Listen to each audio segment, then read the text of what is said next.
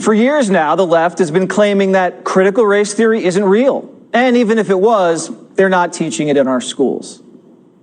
Critical race theory, which, by the way, isn't even taught in public schools to begin with. Critical race theory is not being taught in Virginia public schools. It's not being taught in any public schools in America. Critical race theory is not taught in schools. Critical race theory is not taught in any K through 12 school in America.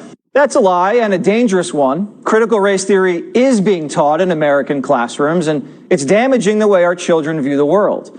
Melissa Riley saw the radical curriculum at her 13-year-old son's middle school in Virginia. Melissa's son is biracial, but he'd never talked about his race or racial issues until the school forced it on him. Melissa is now suing his school, claiming they brainwashed her son. Melissa Riley joins me now, along with her attorney Ryan Bangert, Alliance Defending Freedom Senior Counsel. All right, so Melissa, your son is, the father's black, you're white, and he'd never mentioned issues with race before, you're saying? What exactly changed? Right, we didn't have issues before. He's in 8th grade. They introduced this critical program, and now he's having racial issues. That was not there before. What kind of racial issues is he having?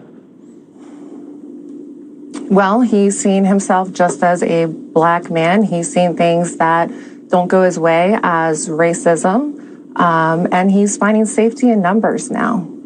So when you're saying he gets a bad grade at school, he blames racism, or a girl rejects him on a date, racism, are those the kind of things you're seeing?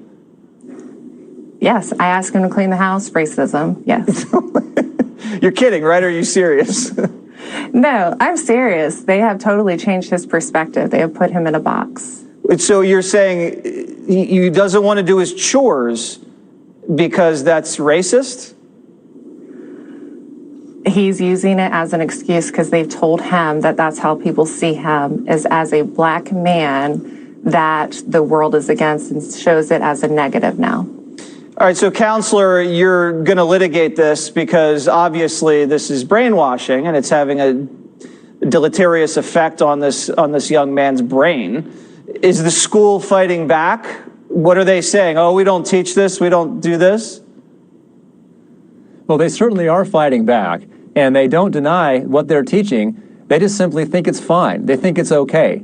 But it's not okay. It's never okay. It's never right for a school to teach kids that they're determined entirely by their race. It's never okay for a school to tell kids that bigotry should be fought with bigotry and racism should be fought by doubling down on racism. Those things are not okay. They're violations of students' civil rights.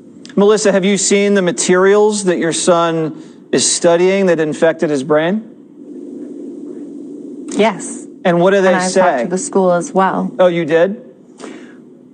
Oh, yes. So when this program was put into motion, I talked to the school, and they told me that he could be a black spokesperson for the black community.